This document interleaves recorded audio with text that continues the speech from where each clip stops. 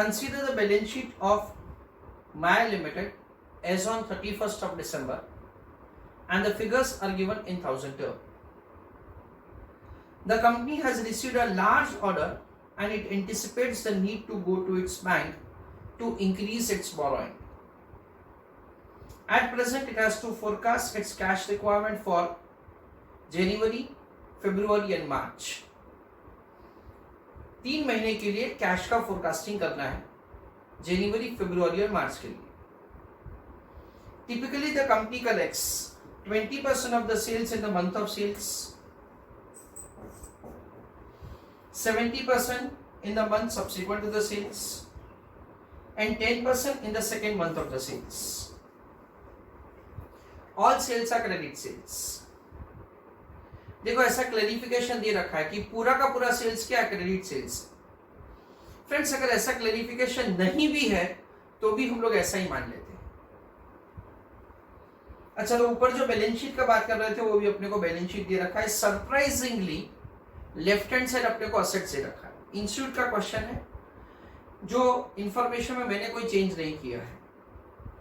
Cash, accounts receivable यानी कि debtors, inventory यानी कि stock, net fix asset 18,36,000. Liability side चलते हैं. अकाउंट्स पेएबल का मतलब है क्रेडिटर्स 3,60,000 रुपए, बैंक लोन 4 लाख है, अक्रूवल्स 2,12,000 रुपए, लॉन्ग टर्म डेट है 4.5 लाख.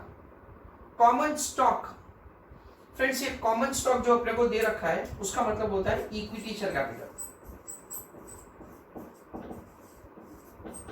देखो, हमने स्टॉक के बारे में कई बार सुना होता है, जैसे कि national stock exchange, Bombay stock exchange. तो स्टॉक का बेसिकली मतलब होता है सिक्योरिटी. कॉमन का मतलब क्या होता है? Equal. So basically we understand that the common stock का मतलब है equity share capital. Retail earning and reserves and surplus. Purchase of the raw material are made in the month prior to the sales and amount to 60% of the sales in subsequent month. Payment for these purchases occur in the month after the purchase. Labor costs including overtime are expected to be 1,50,000 in January, 2 lakhs in February and 1,60,000 in March. Selling, administrative, tax and other cash expenses are expected to be 1 lakh rupee per month for January through March. Actual sales in November and December and projected sales for January through April are as follows, and again the figures are given in 1000 terms. On the basis of the information prepared, पहला question है cash budget for the 3 months January, February and March. फिर हमको second and third question दे रखा है जो हम लोग थोड़ी देर के बाद पढ़ते हैं.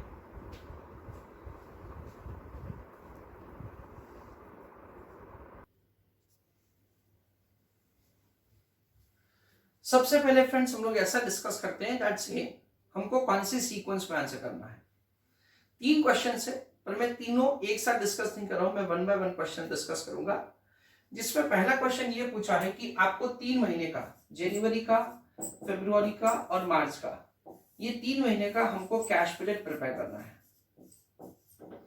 यानी ड्यूरिंग दिस 3 months कितना पैसा आया, कितना पैसा गया, वो हमको कैलकुलेट करना है और उसके हिसाब से जो भी क्लोजिंग बैलेंस आता है वो हमको मैनेजमेंट को रिपोर्ट करना है. जैसे हमने डिस्कस करके रखा है, there are 2 things for which we will prepare the working note. एक, कोई भी रिसीप्ट या पेमेंट अगर एक से ज्यादा मंथ में स्प्रेड हो तो उसके लिए, और दूसरा कोई भी इंफॉर्मेशन अगर हमको डायरेक्टली नहीं दे रखा है तो उसके लिए. जैसे कि यहां पे हमको रॉ मटेरियल कितना हमने मंथली परचेस किया उसका इंफॉर्मेशन डायरेक्टली नहीं दे रखा है, इनडायरेक्टली दे रखा है, तो उसके लिए वर्किंग नोट बनाया जाएगा. और हमको से हमारे कस्टमर से कितना पैसा मिलता है उसके कलेक्शन के लिए वर्किंग नोट बनाया जाएगा.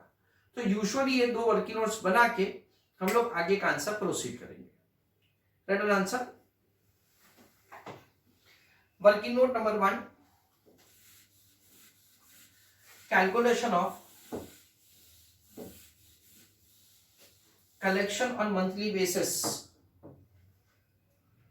from customers.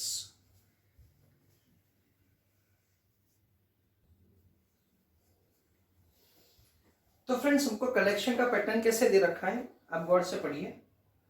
First paragraph third line, typically the company collects 20% of the sales in the month of sales, 70% in the subsequent month and 10% in the second month after the sales. Usually हमको जहां से cash budget बनाने का है यानी कि जनवरी month, वहां से हम लोग कैलकुलेशन की शुरुआत करेंगे। देखो जनवरी मंथ का प्रोजेक्टेड सेल्स क्वेश्चन में दे रखा है 600 का, तो 600 का 20% हमको जनवरी में मिलेगा, दैट इज 120। 70% हमको फरवरी में मिलेगा, यानी 600 का 70%, दैट कम्स टू 420। और 10% हमको मार्च में मिलेगा, that is 600 into 10%, that comes to 60। अच्छा, फरवरी का सेल्स कितना है? 1000, उसका 20% हमको कब मिलेगा? फरवरी में मिलेगा, that is 1000 into 20%, that comes to 200। 1000 into 70% वो हमको मार्च में मिलेगा, यानी कि 700। क्योंकि क्या दे रखा है? 20% is collected in the month of sales, 70% in the subsequent month, और बाकी का 10% in the second month after the sales। यानी बाकी का 10% हमको कब मिलेगा? अप्रैल में मिलेगा। Do you think that we are concerned with the collection of April? Of course not। That is the reason से हम लोग उसको इग्नोर करेंगे। दूसरा एक चीज आप लोग यहां पे समझिए फ्रेंड्स, दैट हमको यहां पे सिर्फ 3 महीने का ही कैश बजट बनाने का है, जनवरी का, फरवरी का और मार्च का। तो मार्च के बाद जो भी कलेक्शन है या जो भी पेमेंट है उसको हमें कंसिडर नहीं करना है। जनवरी के पहले जो भी कलेक्शन होगा या पेमेंट होगा, उन सबका इफेक्ट 1 जनवरी को ऑलरेडी आ चुका होता है, इसलिए हमको उसको क्या करना है? इग्नोर करना है। अच्छा, मार्च मंथ का सेल्स कितना दे रखा है? 650, उसका 20% हमको कब मिलेगा? मार्च मंथ में, that comes to 130। Now the important part of the question is this, before January कौन सा महीना आता है? Yes, December month. December month का अपने को सेल्स कितना दे रखा है? 600 का सेल्स दे रखा है। 600 का 20% हमको दिसंबर में मिल चुका होगा, इसलिए हमको उसे कंसीडर करना नहीं है। उसका 70% हमको कब मिलेगा? जनवरी में मिलेगा, तो 600 का 70%, दैट कम्स टू 420। बाकी का 10% हमको फरवरी में मिलेगा, दैट इज 600 का 10%, दैट इज 60। अच्छा, दिसंबर के पहले बोलो, यस, नवंबर। नवंबर का जो भी सेल्स है उसका 20% नवंबर में, 70% दिसंबर में, और बाकी का 10% हमको कब मिलेगा? जनवरी में। सो वी अंडरस्टैंड दैट से 500 उसका 10%, दैट कम्स टू 50। ऐसा करके हमको टोटल कलेक्शन फाइंड करना है। सो 120 plus 420 plus 50, so it comes to 590, that is total collection। 200 plus 420 plus 60, that comes to 680। 130 plus 700 plus 60, that comes to 890 friends। ऐसा करके हमको सबसे पहला छोटा वर्किंग नोट बनाना है, that is collection of the sales। You are requested to pause the video and take down the answer।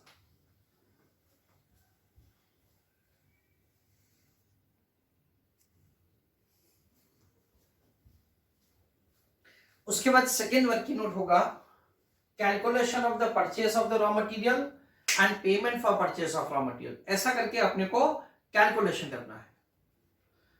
Month starting from November to April मैंने sales का value लिखा है जो अपने को क्वेश्चन में दे रखा है। नाउ फ्रेंड्स अंडरस्टैंड दैट से हम लोग ये वर्किंग नोट थोड़ा एग्जॉस्टिव बनाएंगे। क्यों ऐसा? क्योंकि जो भी हमारा ये 3 महीने के दौरान परचेज होगा, that depends upon that say what we are going to have sales later on।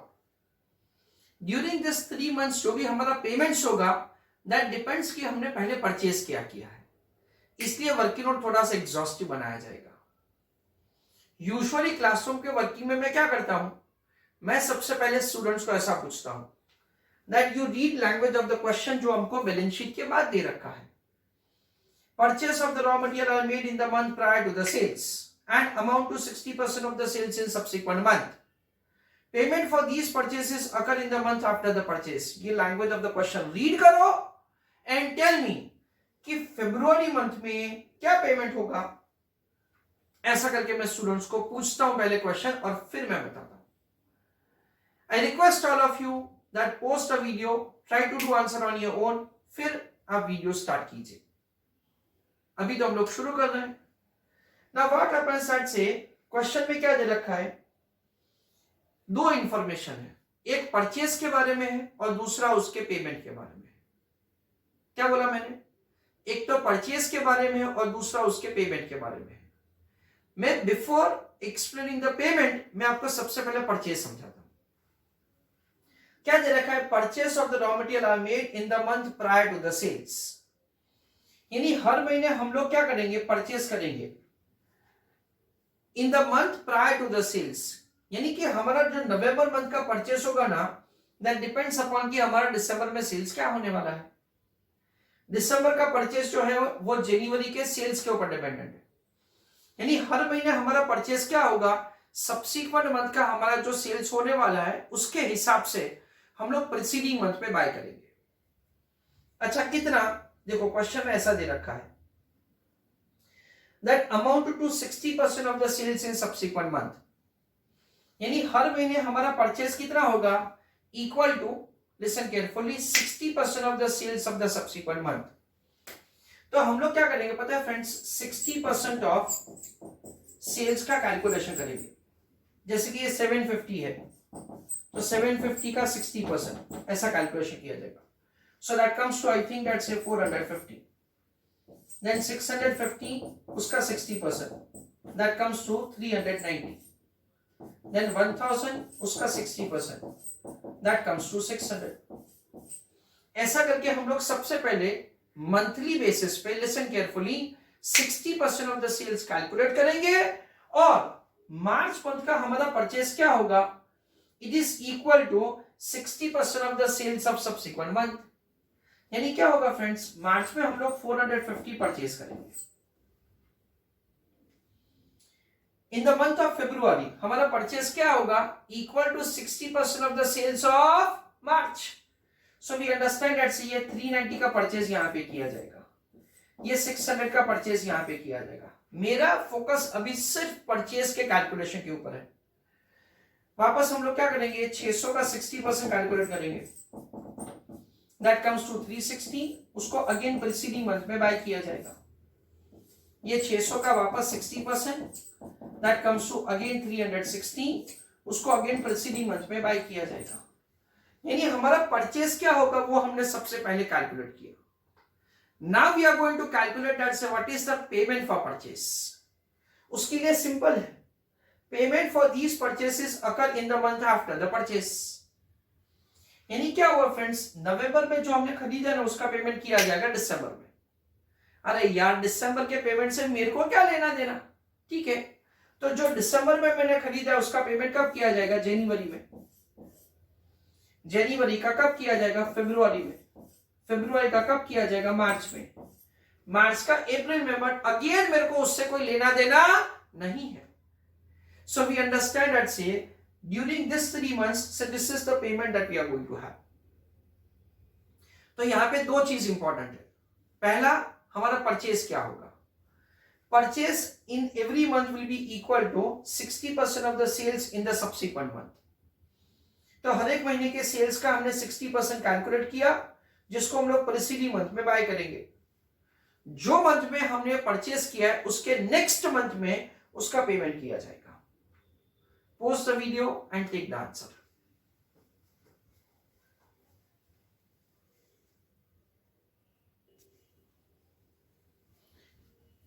Friends अभी हमारा फर्स्ट क्वेश्चन का आंसर शुरू होगा, जो कि है preparation of the monthly cash budget starting from January to March, जिसमें हम लोग सबसे पहले लिखेंगे ओपनिंग बैलेंस। कोई बता सकता है ओपनिंग बैलेंस क्या है? अगर आपने 50 बोला है तो आपका आंसर सही है। कहां दे रखा है, it is provided in the opening balance sheet. 50,000 rupees is the opening balance. फिर हम लोग लिखेंगे कलेक्शन ऑफ द सेल्स। जो हमने फर्स्ट वर्किंग नोट बनाया उसके मुताबिक कलेक्शन है जनवरी का 590, फरवरी का है 680 और मार्च का कलेक्शन है 890।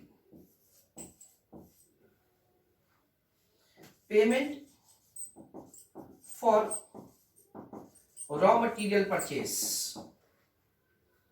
Again in the month of January it is 360 जिसके लिए हमने वर्किंग नोट बनाया है, फरवरी का है 600 और मार्च का पेमेंट है फ्रेंड्स 390। उसके बाद हमको दो एक्सपेंसेस दे रखा है।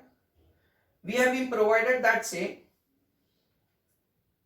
labor costs including overtime are expected to be 1,50,000 in January. So the payment of labor cost जनवरी में है 150, फरवरी में दे रखा है 200 और मार्च में हमको दे रखा है 160। उसके बाद हमको दे रखा है selling, administrative, tax and other expenses. So selling expenses etcetera, it is 100 जनवरी का, अगेन 100 फरवरी का और 100 मार्च का। फिर हम लोग फ्रेंड्स क्लोजिंग बैलेंस का कैलकुलेशन करेंगे। 15 plus 590 minus this, that is the way the closing balance is calculated. जनवरी का क्लोजिंग आता है 30, that is opening of February. फरवरी का क्लोजिंग आता है 190 negative, that is opening of March. और मार्च का क्लोजिंग आता है 50 पॉजिटिव। ऐसा करके हमको मंथली बेसिस का क्लोजिंग बैलेंस का कैलकुलेशन करना है and that is the way अपना फर्स्ट आंसर हो जाएगा।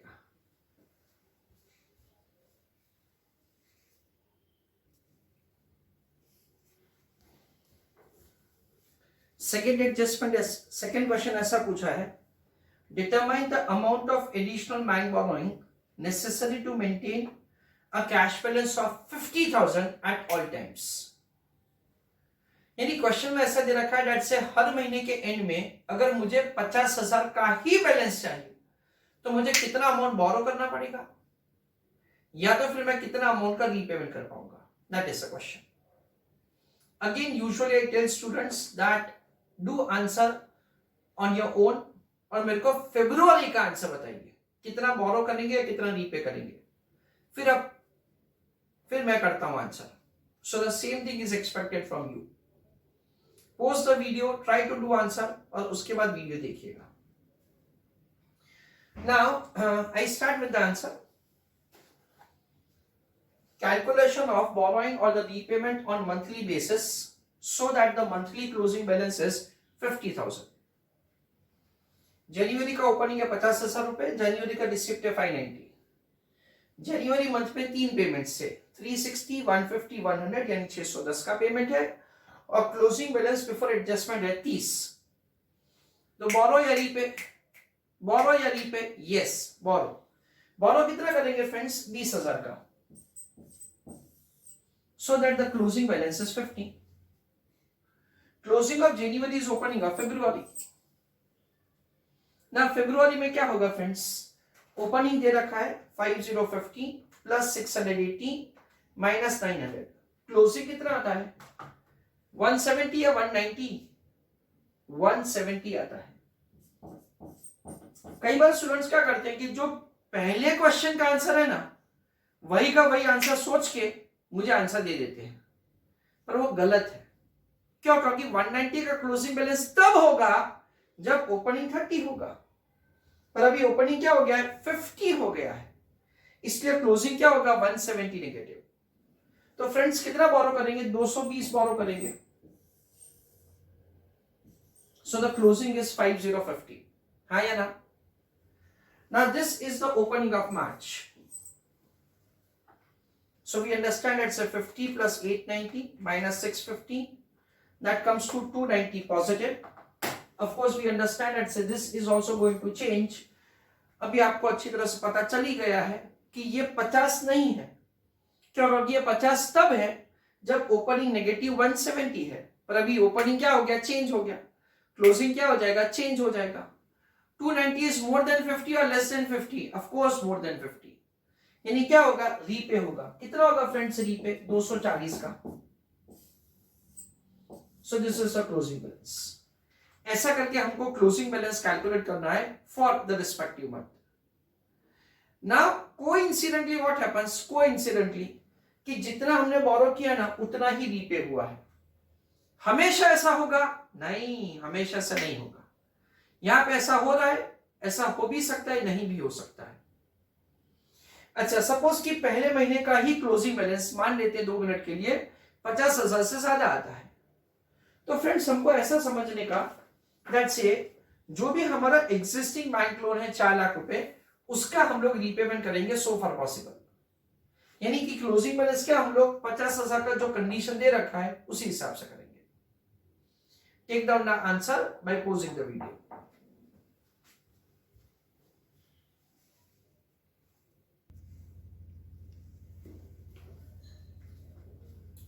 Now friends, proceeding further for the third question, preparation of pro forma balance sheet for 31st of March।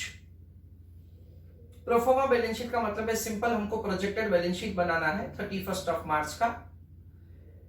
In a way that से हम लोग यहाँ पे ऐसा समझ सकते हैं कि the company wants to know not only the cash position over the time period of 3 months, but along with that company को ये भी जानना है कि 3 महीने के बाद हमारा फाइनेंशियल पोजीशन कैसा होगा। इसलिए हम लोग ये वर्किंग दैट से बना रहे हैं। दूसरा हम लोग यहाँ पे ऐसा समझ सकते हैं कि ये जो वर्किंग है, फॉर दैट से we just have to follow such a simple balance sheet format in which T format will be followed. हमको यहाँ पे कोई भी शेड्यूल 3 के हिसाब से बैलेंस शीट बनाने का जरूरत नहीं है। Why? Because this is mainly for the purpose of internal reporting. This is not for the purpose of external reporting. जैसे कि हमको आरओसी में कुछ फाइल नहीं करना है, जैसे कि हमको से शेयर होल्डर्स को रिपोर्ट नहीं करना है, हमको सेंट्रल गवर्नमेंट को कोई रिपोर्टिंग नहीं करना है। इसलिए यहाँ पे इस हिसाब से फॉर्मेट कर सकते हैं और इंस्टीट्यूट भी इसी हिसाब से सजेशन आंसर्स देता है। लेट अस डिस्कस दैट से कौन कौन सा वर्किंग नोट्स बनाना पड़ेगा before we proceed for the final answer.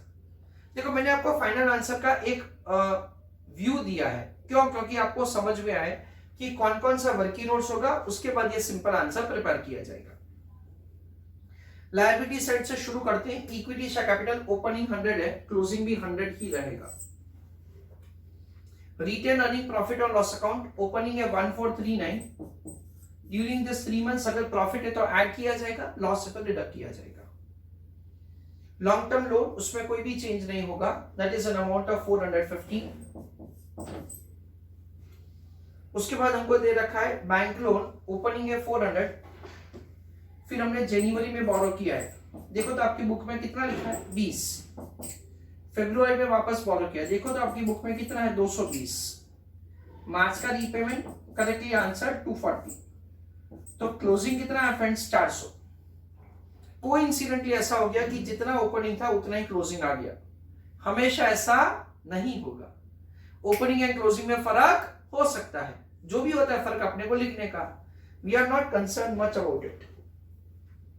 अच्छा, उसके बाद अक्रूवल्स यानी कि आउटस्टैंडिंग एक्सपेंसेस, उसके पेमेंट में के बारे में कुछ इंफॉर्मेशन नहीं है, इसलिए उसको एज इट इज लिखा जाएगा ऑफ कोर्स। नाउ दे रखा है importantly accruals in a way that's the accounts payable. Friends देखो, आप 31st of December को हमको क्रेडिटर्स का बैलेंस दे रखा है, कितना है 360। नाउ 31st of March को क्रेडिटर्स का बैलेंस क्या होगा वो मैं आपको समझाता हूं। Friends, for that you need to understand properly the working note number 1, जिसमें हमको पता है कि average payment period to the creditors is 1 month। यानी इसका दैट इज मतलब क्या है कि जो नवंबर में क्रेडिट है उसका पेमेंट दिसंबर में, दिसंबर का जनवरी में and so on. You just see that working note number 1 that से हमारा दिसंबर मंथ का जो परचेस है ना फ्रेंड्स, वो होगा 360। यानी दिसंबर में जो हमने खरीदा है उसका पेमेंट किया जाएगा जनवरी में, और इसलिए 31st of December को क्रेडिटर्स का वैल्यू क्या है it is equal to the purchase of the December month. वैसे क्या होगा फ्रेंड्स, मार्च मंथ का हम लोग परचेस देखिए तो कितना है, इट इज 450। कैसे कैलकुलेट किया है, 750 का 60%, यानी जो भी हमारा अप्रैल मंथ का सेल्स होने वाला है उसका 60% है 450 जो हमने मार्च में खरीदा होगा, जिसका पेमेंट अप्रैल में होने वाला है। इसलिए 31 ऑफ मार्च को क्या होगा कि जो भी हमने मार्च में खरीदा ना फ्रेंड्स, वो आउटस्टैंडिंग होगा। मैं यहां पे ब्रैकेट में लिख रहा हूं मार्च मंथ का परचेस 31 ऑफ मार्च का क्रेडिटर्स। फिक्स एसेट दे रखा है हमको 1836, उसको एज इट इज लिखेंगे। अच्छा फ्रेंड्स, क्या डिप्रीशिएशन का इंफॉर्मेशन है या नहीं है? नहीं है। अच्छा, उसका इंफॉर्मेशन अगर होता तो हम लोग उसको यूज करते हैं? आंसर है first part and second part में नहीं और थर्ड पार्ट में हाँ। देखो, third part of the question है ना फ्रेंड्स, हमको वो अकाउंट्स के पॉइंट ऑफ व्यू से बनाना है, इसलिए हमको third part of the question में कोई भी नॉन कैश एक्सपेंसेस भी दे रखा है ना तो उसको कंसीडर करना है। यहां पे तो इंफॉर्मेशन ही नहीं है, पर अगर होता नहीं दैट केस आपको वो कंसीडर करना है। स्टॉक, उसके लिए वर्किंग नोट बनाया जाएगा, जैसे प्रॉफिट एंड लॉस के लिए। डेटर्स, उसके लिए वर्किंग नोट बनाया जाएगा। कैश एंड बैंक कितना आएगा फ्रेंड्स, 50,000। कहां से लेके आए, फर्स्ट आंसर से या सेकेंड आंसर से? क्योंकि पहले में और दूसरे में दोनों में हमने कैश बैलेंस कैलकुलेट किया है, कोइंसिडेंटली दोनों सेम ही है। So you may have a point that sir ये कैसा क्वेश्चन है, फर्स्ट में या सेकेंड में? देखो, यहां पे ये क्वेश्चन बिल्कुल नहीं है, आपकी बात सही है, पर हमेशा ऐसा नहीं होगा। Why? Because we understand that say it may happen that say the borrowing or repayment is more or less. इसलिए 31st of March का जो क्लोजिंग कैश बैलेंस होगा, it may not be same in first and second. अगर वो same नहीं है तो कौन सा आंसर लेने का, फर्स्ट या सेकेंड? फर्स्ट या सेकेंड? सेकेंड। क्यों ऐसा? Because we have to understand question number 1, 2 and 3। जब हम लोग फ्रेंड्स थर्ड क्वेश्चन कर रहे हैं ना, तभी हमको ऐसा समझने का है कि फर्स्ट एंड सेकेंड दोनों का आंसर्स लेके हमको थर्ड क्वेश्चन का आंसर करना है, इसलिए हम लोग यहाँ पे 50 लिखेंगे। तो basically there are 3 working notes, एक तो डेटर्स का, हाँ या ना, दूसरा स्टॉक का, हाँ या ना, और तीसरा प्रॉफिट और लॉस ड्यूरिंग दिस 3 मंथ्स। ऐसा करके अपने को ये छोटा सा बैलेंस शीट बनाने का है।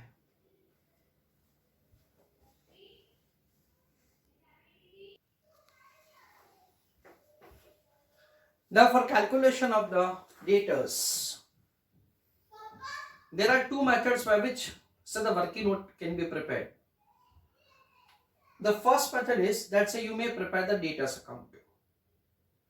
Debtors account will start with the opening balance जो हमको क्वेश्चन में दे रखा है, that is accounts receivable दे रखा है 5,30,000.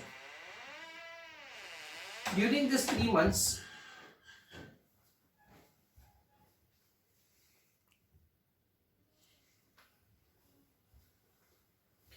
opening balance is provided as 5,30,000. That is provided to us in the balance sheet, accounts receivable. फिर डेटर्स अकाउंट में debtors account debited to sales, ये 3 महीने का सेल्स हमने डेबिट किया, जनवरी, फरवरी और मार्च का। ड्यूरिंग दिस 3 मंथ्स कलेक्शन क्या होगा, उसके लिए हमने पहला वर्किंग नोट ऑलरेडी बना लिया है। जनवरी, फरवरी और मार्च, इन 3 महीने का collection. The total amount of the collection that we have say during this 3 months is 2160. फिर हमको क्लोजिंग बैलेंस मिल जाएगा। So we understand that say 590 plus 680 plus 890. So that is 2160. 530 plus 2250.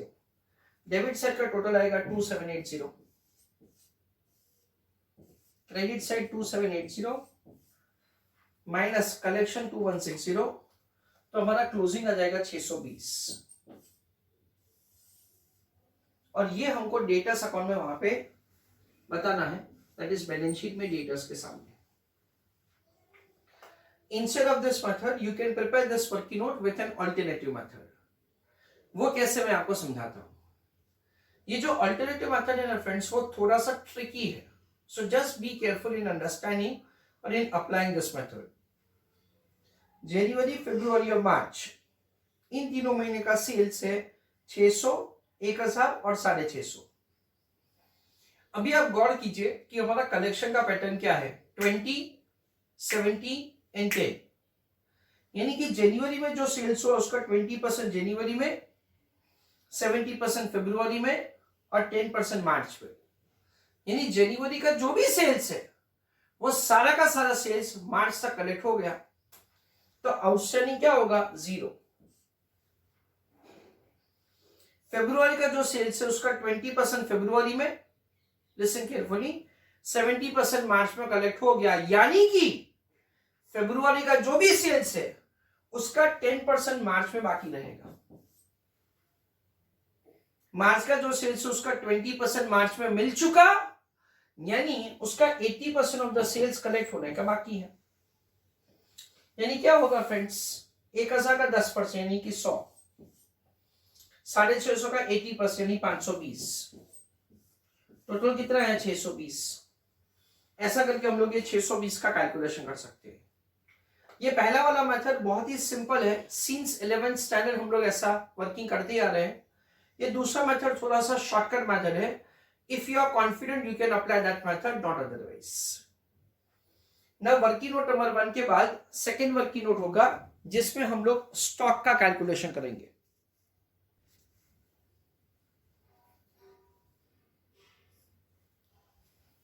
ना हमारा सेकेंड वर्किंग नोट होगा जिसमें हम लोग stock का कैलकुलेशन करेंगे।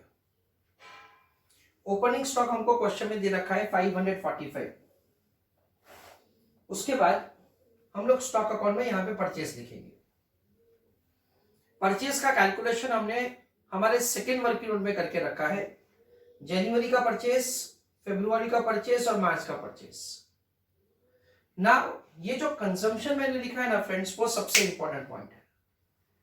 क्वेश्चन में हमको ऐसा दे रखा है, डेट से हम लोग परचेस किस हिसाब से करते हैं, it is equal to the 60% of the sales of the subsequent month. इसलिए यहां पे इंस्टीट्यूट ने ऐसा अज्यूम किया है, जो रैशनली करेक्ट है, कि हमारा requirement of the raw material कितना होगा, it must be equal to 60% of the sales of the subsequent month. यानी कि हमारा रॉ मटेरियल कंज्यूम कितना होता है, जो भी सेल्स है उसका 60% वैल्यू। देखो हमारा जनवरी का सेल्स का 60%, फरवरी का सेल्स का 60% और मार्च के सेल्स का 60%। So this is the consumption that we have during this 3 months.